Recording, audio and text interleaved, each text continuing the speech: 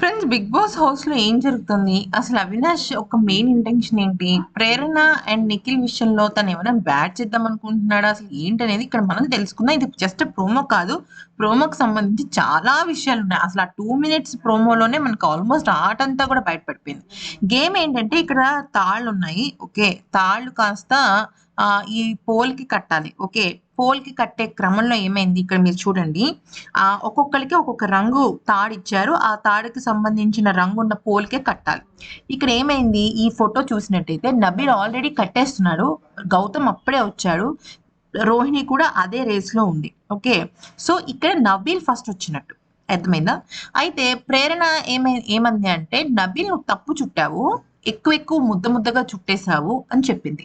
దానికి సంబంధించి వాళ్ళిద్దరి మధ్య చాలా గొడవ జరిగింది. కానీ ఇక్కడ నిఖిల్ పాయింట్ ఎందుకు వచ్చింది ఆఖరిలో అంటే, ఇక్కడ మీరు చూడండి, నిఖిల్ది యాక్చువల్లీ రెడ్ కలర్ తాడు, కానీ తను పొరపాటుని లెఫ్ట్ సైడ్ చూసినట్టయితే ఎల్లో కలర్ తాడులో కట్టేశాడు, పోలికి కట్టేశాడు.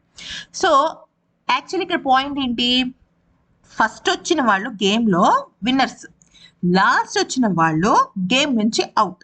అవునా? ఫస్ట్ నబీల్ వచ్చాడు, లాస్ట్ బట్ వన్ నిఖిల్ వచ్చాడు కానీ తను రెడ్ తాడ్ని ఎల్లో కట్టేశాడు. ఇక్కడ అవినాష్ ఏమన్నాడంటే, నిఖిల్ తప్పు పోల్ కట్టి గంట కొట్టాడు, సో అక్కడ తన గేమ్ నుంచి పక్కకి వెళ్ళిపోయినట్టే కదా అని అన్నాడు. అప్పుడు ప్రేరణ ఏమంది, పోలికి కట్టడం పాయింట్ కాదు అంది. అంటే దాని అర్థం ఏంటంటే, ప్రేరణ విన్నర్ కి సంబంధించి నబీల్ గురించి మాట్లాడుతోంది.